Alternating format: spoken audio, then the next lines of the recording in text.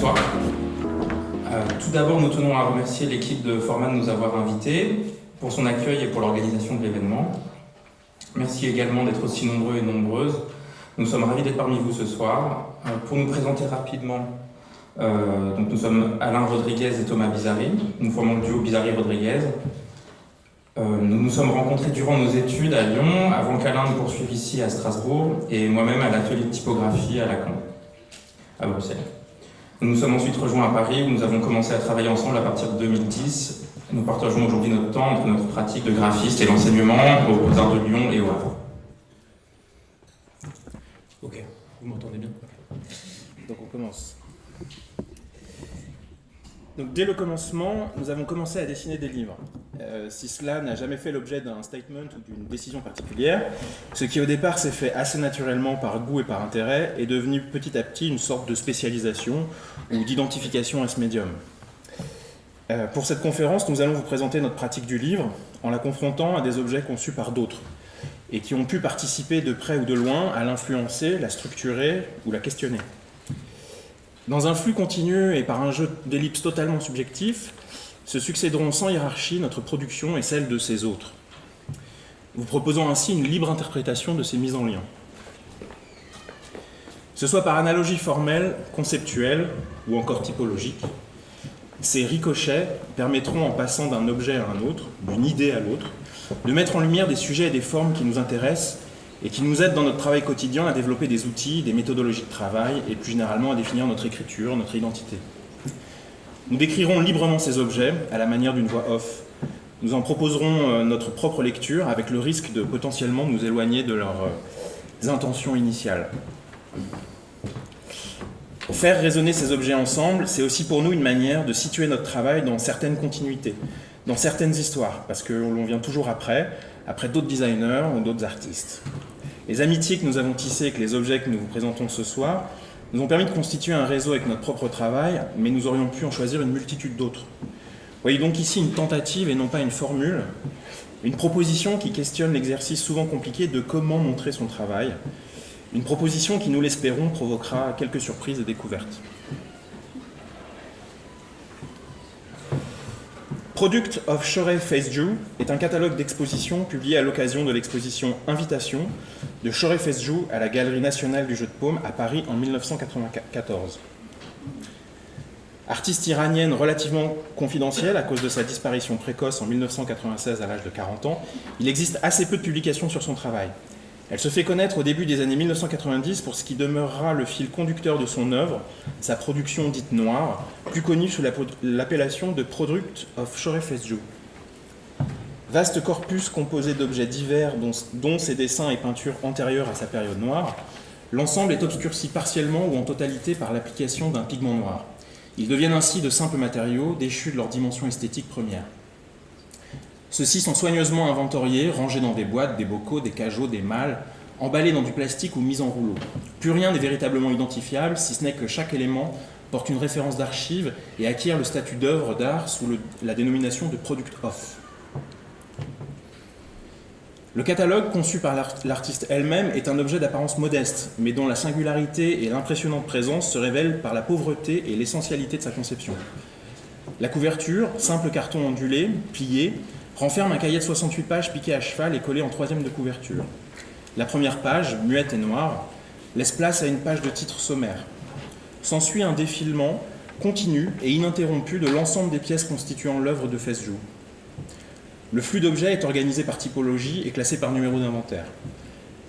Ensemble de reliques noires, imprimées en noir sur papier gris. Une étiquette, similaire à toutes celles présentes sur les pièces, est apposée manuellement sur la couverture. Le catalogue devient partie intégrante de l'œuvre.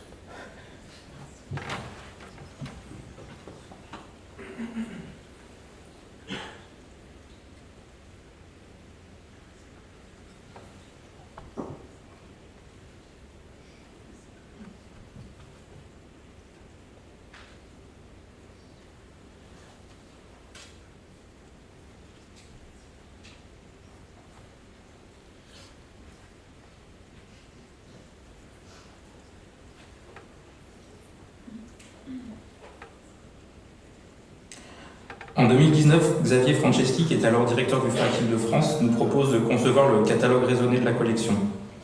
Le livre est publié à l'occasion du projet d'ouverture des réserves, un nouveau lieu conçu pour accueillir l'intégralité de la collection à Romainville, dans la banlieue nord-est de Paris. En donnant à voir l'intégralité des pièces qui la constituent, ce livre permet de dresser un bilan de près de 40 ans de politique d'acquisition d'œuvres contemporaines.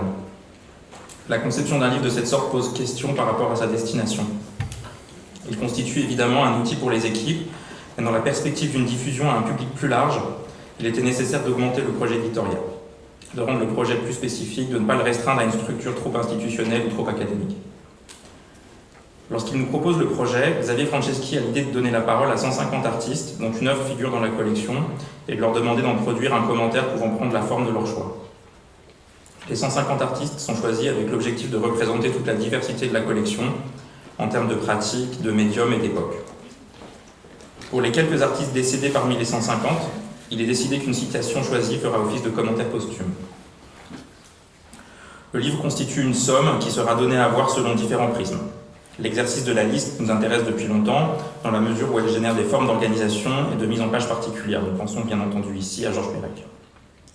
Dans le cas du catalogue du Vrac Île-de-France, comme c'est le cas dans certaines des œuvres du célèbre auteur olympien, la collection est dans chaque partie du livre le seul sujet, mais à chaque fois raconté de manière différente, en multipliant les points de vue. Des contraintes invariantes, comme le classement alphabétique et la numérotation des œuvres de 0001 à 1965, constituent la structure commune à chaque représentation de la collection. Dans la première partie, la collection est représentée sous forme de vignettes accompagnées de courtes légendes et imprimées sur un papier couché brillant adapté à la reproduction. L'ensemble donne à voir une représentation globale et objective de la collection, amorçant un rapport indiciel quant à la nature et à l'échelle des œuvres les unes par rapport aux autres. Vient ensuite la liste des œuvres et leurs légendes exhaustives. Ici, les pièces se décrivent textuellement par les dimensions techniques, les dates d'achat, les crédits, les numéros d'inventaire qui les constituent. Dans un jeu de rappel des annuaires ou des pages de locution latine des dictionnaires, cette partie reproduite sur un papier jaune-vert fait office de repère visuel dans le livre. Elle sépare la partie institutionnelle et politique de la partie originale et artistique du catalogue. Pour celle-ci, nous avons reçu des contributions de formes et de nature différentes. Simple réponse dans le corps du mail, photographie, dessin, composition de texte particulière, poème ou notes. L'enjeu était de respecter au maximum la réponse de l'artiste et de la retranscrire au mieux, en conservant ses potentielles intentions plastiques ou poétiques, et cela sans générer un effet cacophonique ou dissonant sur plus de 300 pages. Nous décidons donc d'aller au plus direct. Le commentaire est à chaque fois centré dans la page et composé dans un corps typographique unique et commun à l'ensemble des réponses. Nous procédons aussi et surtout à un geste fort, quoique possiblement invisible. Nous inversons le rapport traditionnel entre l'image et le texte pour placer ce dernier sur la page impaire, aussi appelée belle page. Et plus généralement réservé à l'iconographie, façon de signifier que l'objet rare, le contenu qui n'existe que dans le catalogue, est ici le commentaire de l'œuvre et non sa reproduction.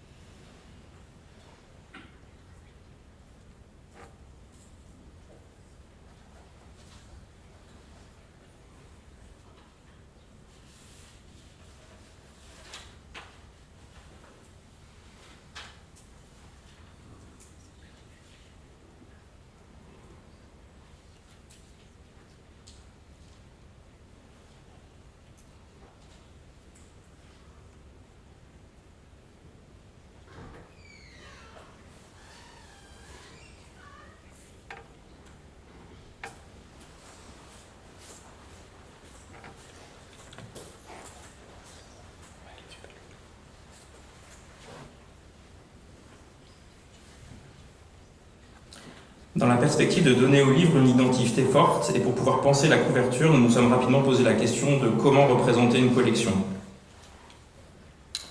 En effet, concevoir une couverture pour ce type d'ouvrage, qui synthétise un ensemble, est toujours un exercice complexe. car choisir une image ou une œuvre en particulier serait évidemment trop arbitraire et réducteur. Nous nous sommes plutôt focalisés sur le caractère public, commun de la collection.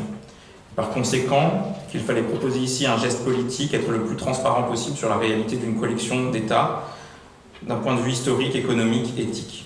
Si le contenu des échanges des commissions d'acquisition n'est pas rendu public, l'analyse de la collection elle-même reste factuelle et est susceptible de nous renseigner.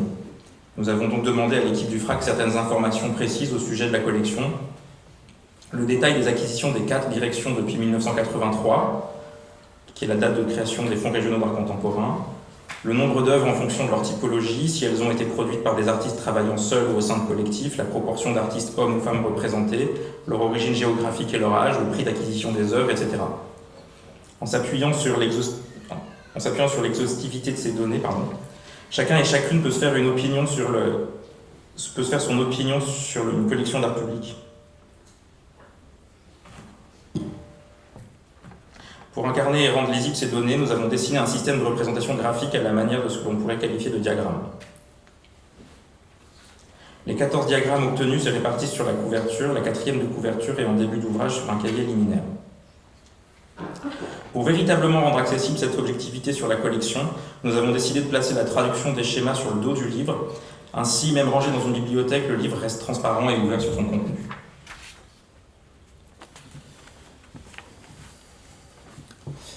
Publié en 1982 en Angleterre par Omnibus Press et 110 Records, International Discography of the New Wave Volume 2 de B. George et Martha Defoe est un imposant pavé de 17 x 24 cm. Si l'on s'en tient à sa 4e de couverture, l'ouvrage se désigne comme étant la compilation internationale de musique punk, new wave, futuriste et hardcore la plus complète jamais rassemblée. Au détour de ces 736 pages sont inventoriés pas moins de 16 000 disques, 7 500 groupes, 3 000 labels indépendants, 1300 fanzines et plus de 1000 adresses de bars, clubs et radios de musique underground à travers le monde. La quantité d'informations réunies relève aujourd'hui d'un caractère magique quand on sait les moyens de recherche disponibles à cette époque. La maquette intérieure, conçue par la graphiste américaine Pam Meyer, est entièrement réalisée en photocomposition et consiste en un inventaire alphabétique des différentes catégories de contenu. Composée en caractères OCR-A, les différentes listes s'enchaînent et se succèdent de façon mécanique et objective. À celle-ci s'ajoute une couche graphique, tantôt gribouillage, découpage, tantôt symbole rudimentaire, répartie en motifs sur l'intégralité de la double page. Par l'habileté avec laquelle la graphiste combine et superpose ces deux couches, l'ouvrage bascule de son statut assumé d'outil de référence à celui d'objet pop portant les stigmates esthétiques de son époque. Il s'en dégage un contraste rarement éprouvé entre forme et fonction, faisant toute la particularité de l'ouvrage.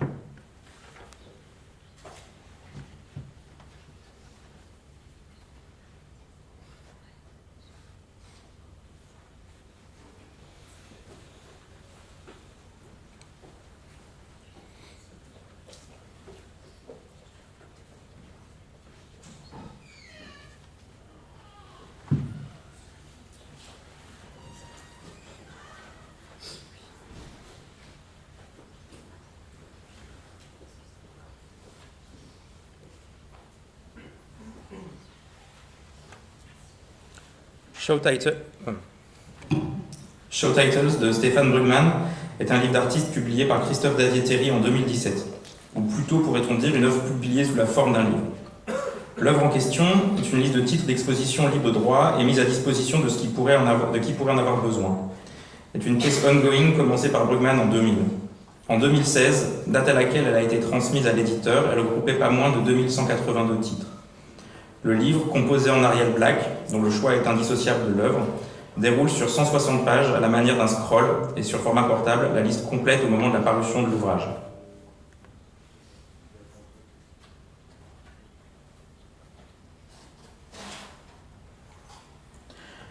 Sur la couverture est imprimé ceci. Show Titles is an ongoing work by Stefan Brugman of titles for exhibitions. They may be used freely by others. There is no need for any authorization, but their use must be credited to Stefan Brugman on the back of the invitation. Please send a copy of the invitation card on any printed material to the address specified on the website www.showtitles.com. Cela nous rappelle que la graphiste Janine Fricker avait déjà brillamment exploité la simplicité et la puissance poétique des titres. Pour la direction artistique du Cercle du Nouveau Livre, Elle propose des compositions typographiques jouant uniquement sur le titre et le nom de l'auteur, par l'association radicale d'un choix de caractères et d'une gamme chromatique restreinte. L'ensemble recrée un corpus étrangement cohérent et audacieux. Le Cercle du Nouveau Livre, dirigé par Maurice Dumoncel pour le compte des éditions Talendier, est lancé en 1962. Le 10 septembre de la même année paraît Entre Chien et Loup de Gilbert Cesbron. Ce premier titre inaugure une formule de diffusion sensiblement différente, bien que similaire sur plusieurs aspects, de la longue liste des clubs du livre apparus en France dès les années 1940, comme le Club français du livre, le Club du livre du mois, le Club du meilleur livre et consorts bien connus maintenant. Chaque mois, le Cercle publiera en édition reliée, pour un prix sensiblement voisin de l'édition ordinaire, un ouvrage, le plus souvent romanesque, choisi parmi les livres à paraître le mois suivant en édition brochée. Le Cercle propose des inédits quand ses aînés préféreront majoritairement orienter leur ligne éditoriale sur la réédition semi-luxueuse d'œuvres importantes de la littérature moderne ou de livres anciens tombés dans l'oubli. Il n'est plus réellement question de s'adresser à un public bibliophile, mais de susciter le besoin de lecture d'un public qui s'ignore, qui n'entre jamais en librairie. Les tirages à grande échelle que propose le Cercle, qui peuvent s'élever jusqu'à 40 000 exemplaires, montrent cette volonté de toucher un public large, quand une fois de plus, les autres clubs proposeront des tirages généralement plus limités, plus confidentiels. Lorsque le club émerge au milieu des années 60, l'âge d'or des clubs des années 50 est déjà révolu, quasiment révolu. La qualité éditoriale et plastique des livres commence à décliner. Même si chaque parution reste de qualité, les maquettes tentent à se normaliser, à se rationaliser, témoignant d'un essoufflement du renouvellement artistique si cher aux clubs dans leurs premières années. La multiplication des clubs associés à un climat économique de plus en plus austère participe grandement à cet assèchement des formes. La direction artistique du Cercle s'aligne donc sur ces nouveaux enjeux économiques. La maquette et la fabrication doivent être simples tout en s'assurant que la collection soit reconnaissable. D'un classicisme plutôt ennuyeux, la maquette intérieure est unique et ne variera que très peu durant toute l'existence du Cercle. Seules les couvertures seront le véritable territoire d'expression réservé à Fricker. L'exercice se développera selon certaines règles. Premièrement, la couverture rigide est recouverte d'une toile en tissu de couleur unie. Notons tout de même qu'il est arrivé qu'apparaissent des toiles composites bicolores ou métallisées. Deuxièmement, seuls le titre et le nom de l'auteur ou de l'autrice sont mentionnés sur la couverture et le dos du livre. Le travail typographique réduit à son strict minimum s'accompagne très rarement d'ajouts formels ou ornementaux. L'ensemble est marqué à chaud dans un jeu chromatique variant de 1 à 3 fers, exceptionnellement 4. La réflexion sur la couleur se prolonge jusqu'aux pages de garde et au signet. Différent d'un ouvrage à l'autre, il rejoue par écho ou complémentarité la gamme chromatique déployée en couverture. Depuis les débuts du Cercle en 1962 et jusqu'à sa dissolution en 1985, à raison d'environ un livre par mois, Fricker réalisera pas moins de 280 couvertures.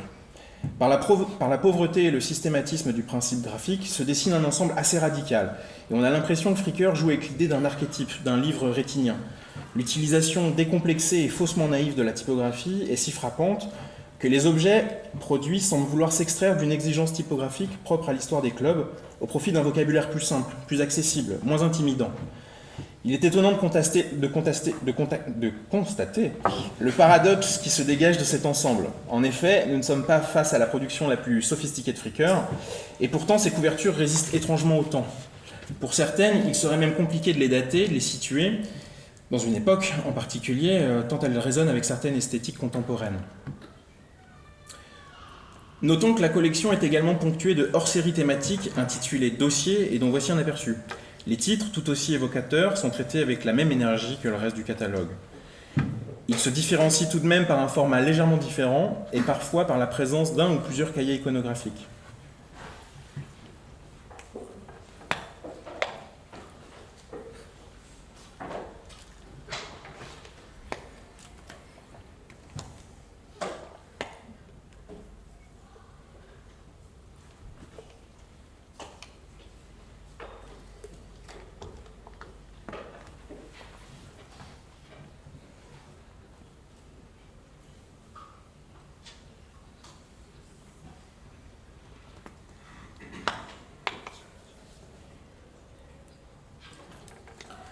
Sans nous être directement inspiré du travail de Janine Fricker, nous avons souvent utilisé la couleur, associée à un choix typographique comme élément graphique principal pour concevoir des couvertures.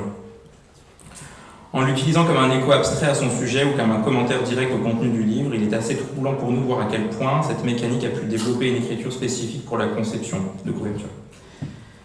Si ces choix ont certainement été économiques au départ, ils se sont rapidement transformés en réflexion sur cet aspect précis du livre.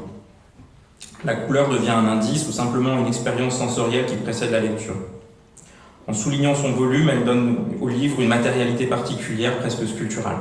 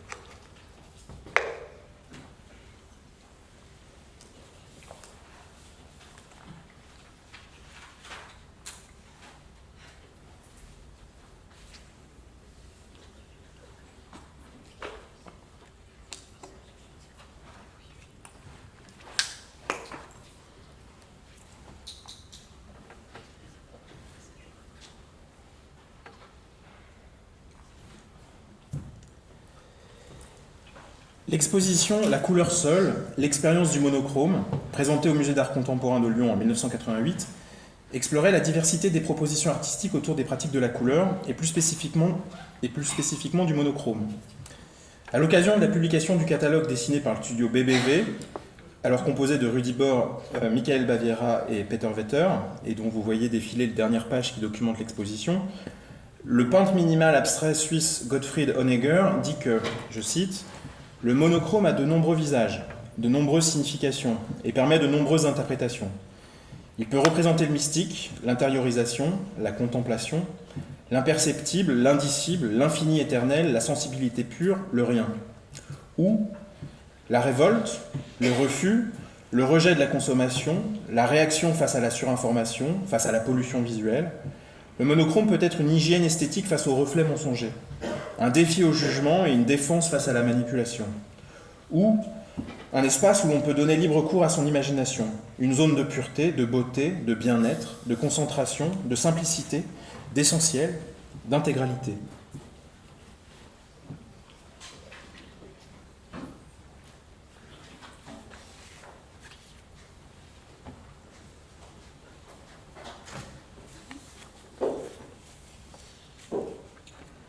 Trois monochromes.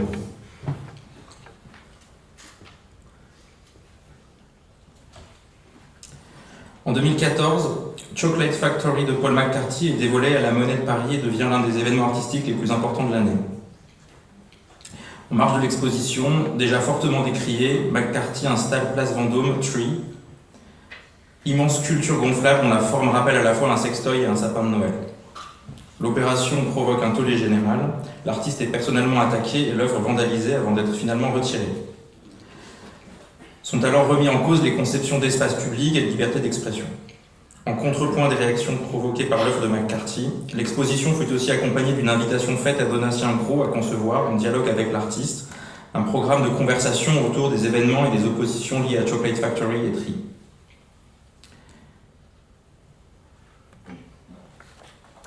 En 2019, Sternberg Press publie Paul in Paris, Paris in Paul, dont nous assurons la maquette. Transcription du programme de discussion organisé par Gros, le livre rassemble universitaires, artistes, commissaires et écrivains, dialoguant autour des enjeux et de l'impact du projet sur le paysage artistique contemporain. Le livre revêt une couverture en simili-cuir vert. La première de couverture est muette, aucun titre ni information n'y figure. À l'instar de Tree, le livre existe par sa forme archétypale. Il suggère sa représentation, son propre motif.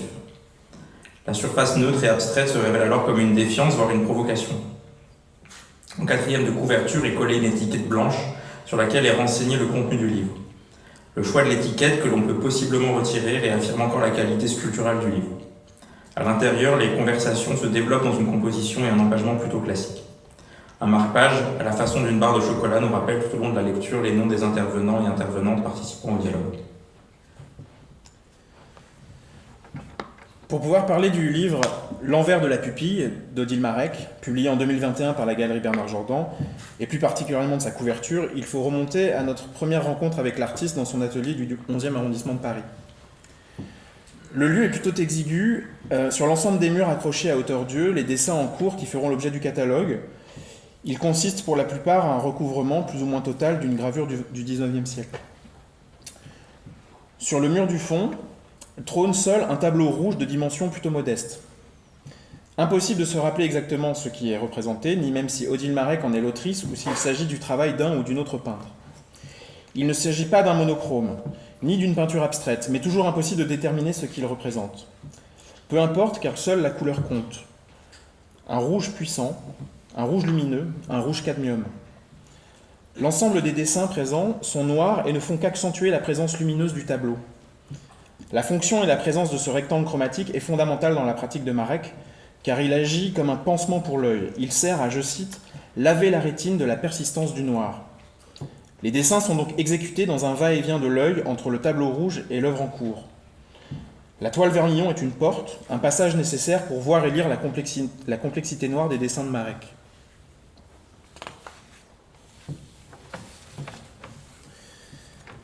La couverture monochrome, ou plutôt la jaquette pour être plus précis, rejoue l'expérience de peinture mise en place par Marek et permet de préparer l'œil à ce que contient le livre. Une fois dévêtu, le livre arbore une couverture en carton gris brut où apparaissent par embossage le nom et le titre du catalogue.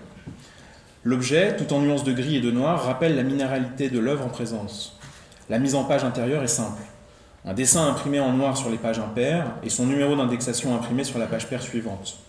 La composition classique du texte intérieur contraste avec l'objectivité de la quatrième de couverture et l'indexation des œuvres. Ces deux frottements esthétiques révèlent la double temporalité des dessins, la gravure originale et son recouvrement contemporain.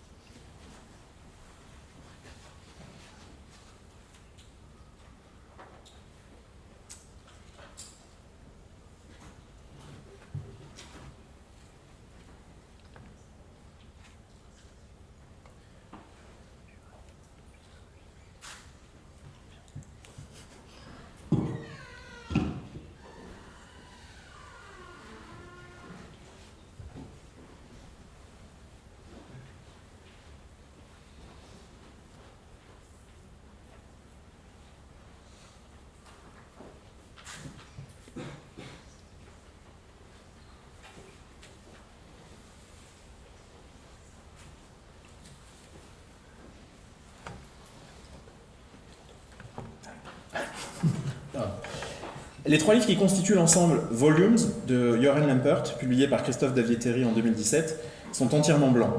N'apparaissent seulement sur la couverture en haut et à gauche le nom de l'artiste et le titre du volume. Ces ouvrages très conceptuels questionnent l'espace du livre et le rapport qu'entretient le contenu imprimé avec son support. Ils tentent à redéfinir les conditions d'appréhension de l'œuvre chères à l'artiste. Quelques précisions, Joran Lampert est un photographe allemand né en 1958. Biologiste de formation, son travail se focalise essentiellement sur l'étude et la nature des animaux. Dans Volume 1, les 96 pages qui composent le livre sont entièrement vierges, à l'exception de la page 65, sur laquelle est imprimée la silhouette d'un million de noirs. Le rapace est fondu dans la masse du livre, perdu dans le ciel des pages, exempt de tout folio. Volume 2, quant à lui, aborde la notion d'échelle si particulière dans le travail de l'artiste. Une coccinelle et une fleur de pissenlit, dont les proportions ne sont pas exactement naturelles, sont imprimées sur papier mat et collées successivement au début d'ouvrage.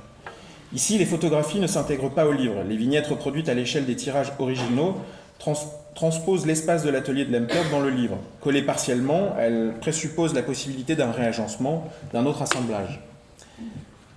Volume 3, modeste cahier de 12 pages, simplement agrafé, témoigne du rapport de proximité qu'entretient l'artiste avec son ou ses modèles. Ici, un essaim d'abeilles est photographié en contre-plongée. Le grain de l'image, ou plus littéralement le bruit, par analogie avec le vrombrissement des insectes, remplit la page et agit de manière cinétique sur celui ou celle qui découvre la danse de la colonie d'Apis mellifera. Le hors-champ tend à supprimer la surface du livre, il présuppose un spectacle plus large que le livre ne peut contenir.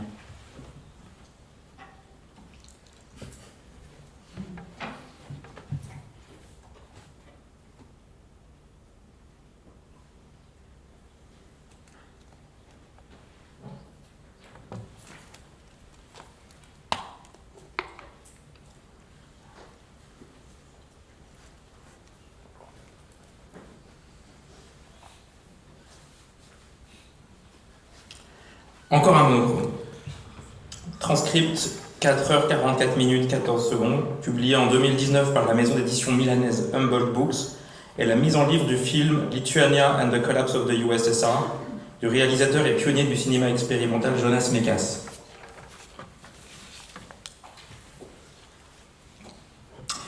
Le film consiste en un montage façon cut-up de près de 4h44 de journaux télévisés américains, capté par Mekas directement depuis son poste de télévision avec sa caméra Super 8.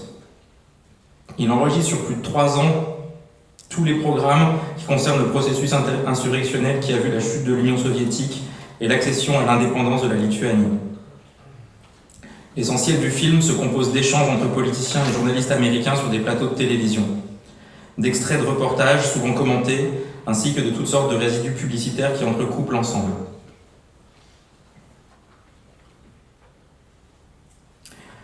La couverture, d'un gris neutre, est traversée verticalement au recto et au verso par le titre et le nom de l'auteur. Le fragment d'une phrase extraite d'un télégramme de soutien adressé par Mekas et d'autres artistes au premier président élu de Lituanie y figure également. Elle donne le ton et le sujet du livre. Service Center, we are with you, long live independent Lithuania. Le texte est coupé et part hors champ, évoquant le mouvement et faisant référence à un sous-titrage ou encore au bandeau d'informations défilant que l'on peut voir dans l'habillage des reportages de journaux télévisés.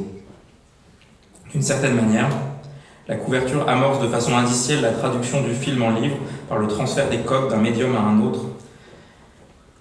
Pour contextualiser la pièce de Mekas, le livre est introduit par un ensemble de documents dont l'affiche produite pour la sortie du film en 2008. Toujours dans un rapport indiciel, nous décidons, plutôt que de la reproduire fidèlement, de l'interpréter typographiquement et de l'utiliser comme page de titre, manière de réaffirmer le glissement opéré du film au livre. Pour ce faire, nous choisissons le caractère Madison Antica, dessiné par Ralph Unger pour Stempel en 1965 et qui avait été lui-même emprisonné pour raisons politiques en RDA par le pouvoir communiste. Pour Jonas Mekas, son film fonctionne à la manière d'une tragédie classique. Les éditorialistes et les politiques commentent les événements et prennent parti comme pourraient le faire héros et dieux au sujet du destin des mortels dans une tragédie grecque. Le travail de mise en livre reprend donc un certain nombre de codes et de systèmes des livres de théâtre pour appuyer cette lecture dramaturgique de l'œuvre. La mise en page est organisée en 2 flux qui se déploient côte à côte. L'un est iconographique et permet d'identifier les protagonistes, le contexte et la temporalité du film, tandis que l'autre transcrit en texte leur discours parlé. Les noms, les fonctions et métiers de chaque personnage, ainsi que les didascalies et les aléas sonores de la captation initiale, sont insérés dans le flux du texte au moyen d'un système de cartouches. Chaque vignette correspond à l'apparition d'un nouveau protagoniste, d'un dialogue ou d'une nouvelle situation. La superposition et le défilement hors champ des vignettes, ainsi que la suppression de toute notion de paragraphe dans les textes, induisent un flux d'images et de paroles ininterrompu.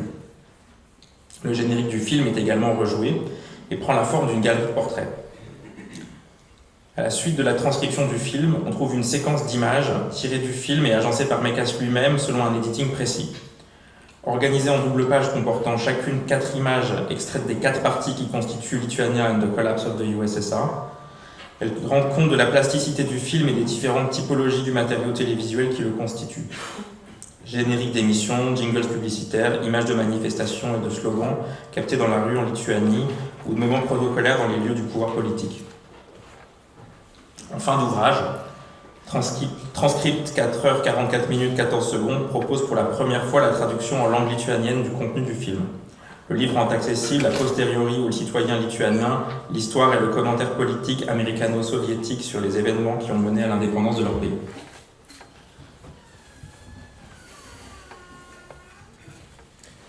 To Be Continued de Christian Marclay, publié en 2016 et mis en livre par le graphiste suisse Laurent Benner, questionne lui aussi la traduction depuis un autre point de vue. La couverture est muette mais éloquente. Elle rassemble plusieurs personnages faisant le même geste bien connu de se boucher les oreilles en réaction à un bruit, un son.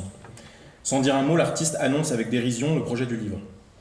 En ouverture, on trouve une courte notice écrite par Marclay sur la pièce, son contexte original de création ainsi que des consignes d'utilisation. S'il annonce d'emblée que le livre constitue une partition, il demande explicitement aux musiciens de jouer en fonction de leur propre perception des pages et des images. C'est la subjectivité de leur interprétation qui provoque leur intervention et module leur manière de jouer, générant des possibilités infinies.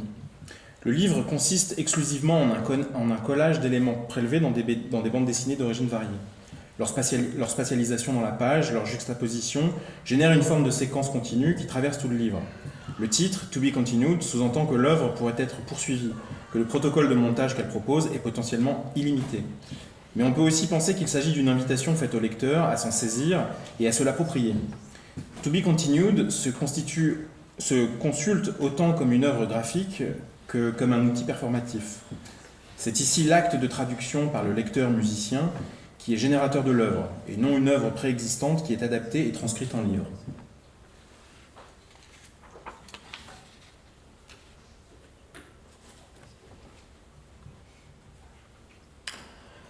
Passons à un autre livre de collage, plus ancien. Bonjour Monsieur Orwell est un livre de 32 pages, format A4, imprimé exclusivement en noir. Il a été réalisé et autopublié par le poète français Claude Pellieu en 1984. Parti vivre aux États-Unis dans les années 60, il fréquente le mouvement de la Big Generation et à leur contact pratique la technique du cut-up en écriture, mais aussi le collage. Dans Bonjour Monsieur Orwell, les deux pratiques, écriture et collage, se rejoignent, remettant en cause la notion de langage. Pellieu invente une forme d'écriture graphique personnelle, mixant typographie, bande dessinée et photographie. Comme Marclay, il puise ses éléments iconographiques dans la pop culture et les médias de masse, mais il s'agit ici plutôt de symboles et d'icônes américaines du XXe siècle. On y croise Superman, John Fitzgerald Kennedy ou encore Mickey Mouse. Tous ces signes se fondent et s'agglomèrent les uns les autres par l'usage du noir et blanc et par des procédés de répétition. Toute notion d'hiérarchie est annulée, les icônes en viennent à perdre leur aura et ne constituent plus que le détail d'un paysage graphique plus grand. Comme l'indique la référence à Orwell dans le titre, le livre de Pellieu formule une critique du langage asservi au système capitaliste.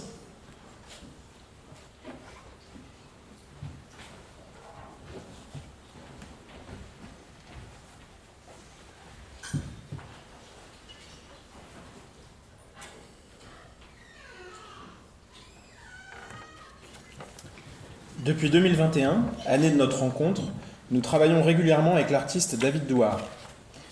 Si au premier abord sa pratique est avant tout une pratique d'installation, elle implique fortement le langage.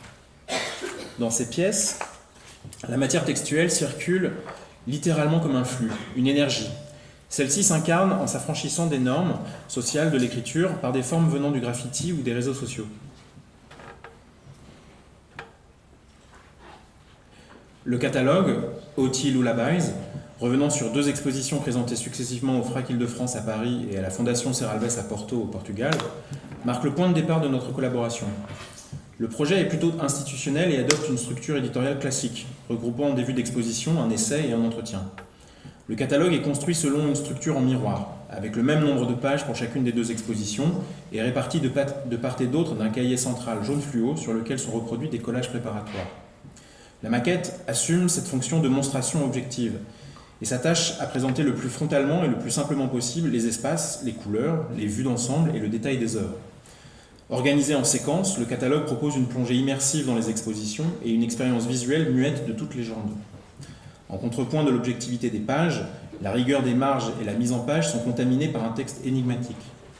Le texte en question est un poème composé majoritairement en anglais, dans un vocabulaire familier, parfois inventé, et accompagné de symboles typographiques qui confèrent à l'ensemble un rythme et une plasticité quasi sculpturale. David nous l'a présenté et nous l'a confié véritablement comme un matériau malléable, avec la possibilité de le couper ou de le répéter.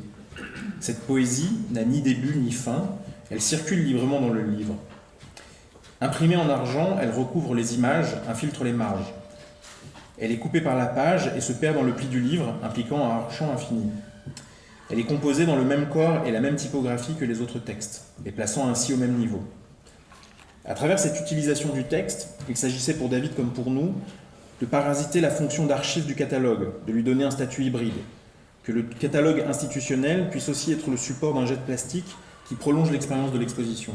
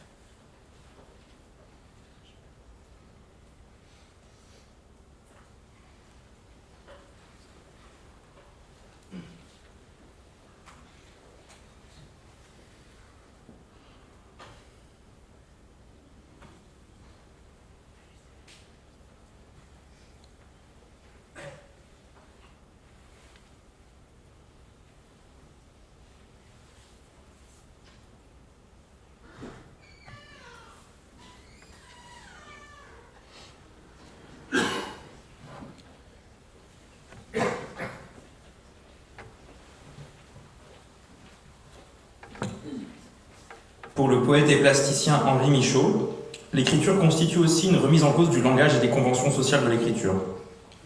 C'est l'énergie de l'acte de tracer, la matière de la forme qui font écriture. Par la voie des rythmes est publié en 1974 par les éditions Fata Morgana. C'est un grand format de 108 pages. Sa forme est très classique. La couverture présente un frontispice centré composé en capitale. La couverture blanche nous plonge immédiatement dans l'univers de l'édition littéraire. On pense à Gallimard, aux éditions de Minuit, entre autres. Cependant, 3 signes illisibles, abstraits, tracés au pinceau, complètent la composition typographique de la couverture. On ne sait pas s'il s'agit d'une mention écrite dans une écriture inconnue ou bien d'une illustration à la manière d'une vignette. L'intérieur du livre et le projet de Michaud confirment cette ambiguïté. Les signes se déploient au fil des pages, constituant des lignes, des colonnes, des compositions qui nous rappellent toutes les formes de texte ou de communication graphique inventées par l'homme depuis l'art pariétal jusqu'à l'invention de l'imprimerie. On perçoit des silhouettes dont on hésite à dire qu'il s'agit d'un bison ou d'une lettre. Une chose est sûre, ce que nous regardons reste parfaitement illisible. Comme l'explique le typographe hollandais Gerrit Noorzee dans son essai « Le trait, une théorie de l'écriture », un mot est composé de formes, de blanc et de noir qui forment une unité de rythme. Michaud, comme l'indique d'ailleurs le titre du livre, s'imprègne du rythme de l'écriture, mais en libère la forme, invoque son propre langage.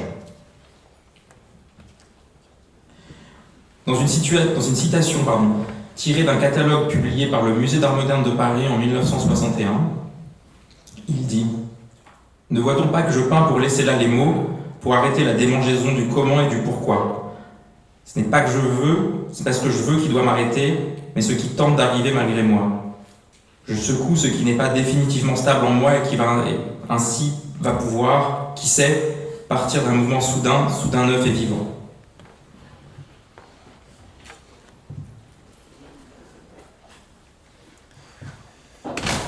Lors d'une session de travail à son atelier pour travailler sur le catalogue Otilo Labaez dont vous venez d'avoir un aperçu, David Douard vient à nous présenter des objets éditoriaux uniques qu'il fabrique sans interruption depuis plus d'une dizaine d'années et qu'il nomme zines. Ces objets modestes sont pour lui des zones de réflexion, de tentatives, d'essais, entre journal intime et espace de recherche plastique. Pour les produire, il mêle toutes sortes de techniques, photocopie, collage, dessin. Ils contiennent des textes, des poèmes, ainsi que des photographies de sa vie personnelle, de son entourage, notamment de ses enfants qu'il photographie compulsivement depuis leur naissance. Ces objets permettent aussi de mieux comprendre la manière dont s'articule sa pratique. Chaque pièce, chaque texte, chaque moment est susceptible de donner une impulsion pour le geste suivant. Paradoxalement, et de par leur nature rudimentaire, il constitue néanmoins un véritable socle à sa pratique de sculpture et d'installation. Cela faisait plusieurs années que nous pensions à un projet de maison d'édition qui nous permette de questionner notre pratique du livre et de produire des objets plus ou moins expérimentaux dans un autre cadre que celui de la commande.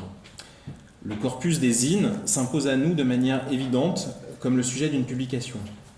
Inner Glow Replica sera donc le premier livre à paraître en 2025 et proposera une immersion dans la circulation des mots et des images à l'intérieur de l'œuvre de David Douard.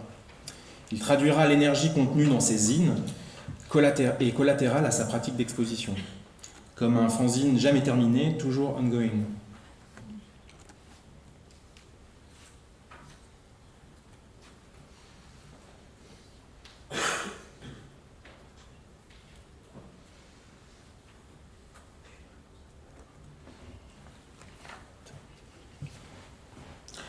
En juin 2024, et après plusieurs années de sommeil, la maison d'édition ZZZ, comme on veut, sort enfin de sa léthargie et commence son activité avec le soutien et l'invitation de la Fondation Pernod Ricard à développer cette première publication durant une résidence dans son Project Space à Berthaud. Tandis que nous travaillons à l'inventaire des zines, une nouvelle typologie de contenu apparaît. David nous donne accès à 15 ans d'archives photographiques. Ces images argentiques documentent essentiellement sa vie de famille, mais révèlent aussi le regard poétique qu'il porte sur les choses du quotidien.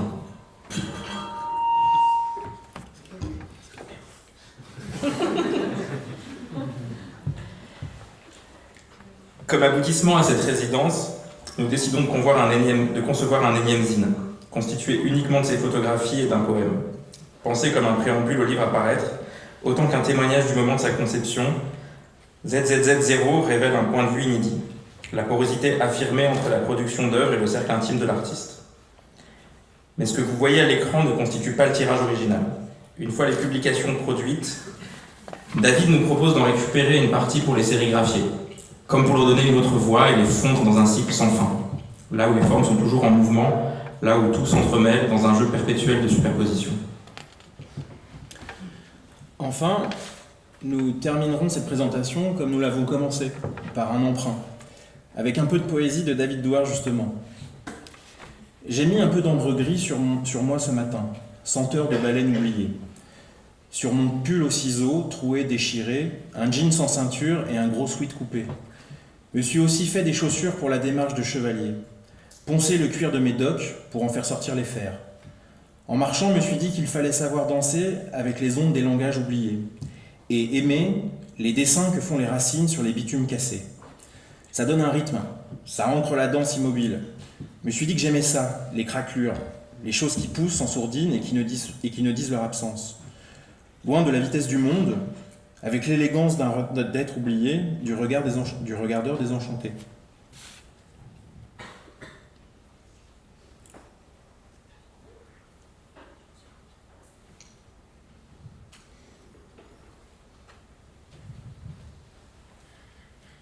Et merci de votre écoute.